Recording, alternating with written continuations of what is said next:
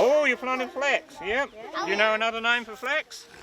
Anyone know the Maori name for flax? Oh, you did know it. Oh, well done. Graham Pearson has spent more than a decade planting native trees in the Castlecliff dunes. Oh, this is Coast Care down at Castlecliff Coast Care, and we've just had a wonderful morning with Aranui School coming and helping us plant about 55 native plants. His work on this Whanganui coastline helping reclaim and restore the dunes. We've taken out the Australian wattle, it spreads and covers all the other plants, and we're planting natives instead. And they've got all the berries and the flowers that mean we get the skinks and the birds coming into our area down here on the rear dunes at Castlecliff. This vast expanse of land hasn't always been here. It was created when large volumes of drifting sand were trapped by the moles built to keep the river mouth clear for shipping vessels. So this is an aerial photo of Castlecliff. Okay, here's the river mouth with the moles. I tell the kids they like me putting my arm out in the sea, catching all the sand, and these coloured lines are the years of high tide mark. The original shoreline behind these houses has grown 2 metres a year since the early 1900s. In 1925 you could take your deck chair across the road and sit here where we are now and paddle your toes.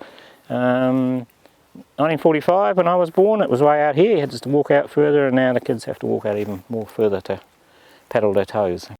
As well as attracting birds and native wildlife, planting dunes also stabilises them, preventing the sand from clogging the city's roads and drains. But you have to be careful about what you plant. The wrong species, like these introduced ones, shape the dunes in the wrong way. They collapse. You think of when you're a kid and you build a sand castle, it all falls down. Yep. So you want to have a nice rounded dune like this. So we plant this and pinau. Removing unwanted species is painstaking work. Luckily, there's plenty of offers of help. Oh, we had the high school kids here and they were busy with their hand saws, and then we came down and Paul and I, who helps me, we got a commercial mulcher and mulched it all up, and the kids have used the mulch today to put around the plants. It's a real community project here, so we work with the local schools. Idea Services comes on a Tuesday morning and help me. Brownies, YMCA after school, all sorts of people come, and then we have 2 community planting days during the year and during the winter as well. Yeah. The native plants aren't just good for the dunes, they also have food-bearing properties. And this pinau will eventually provide the raw materials needed for weaving tukutuku panels.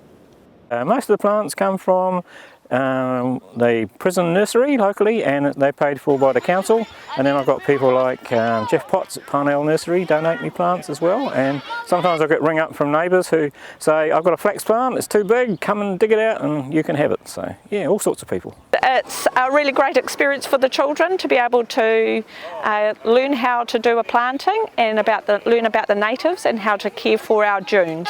So I think they feel a real sense of belonging to come down and be a part and be able to say, oh, that's the area that we've worked on, and we celebrate that back at school as well. Georgie Ormond, Local Focus.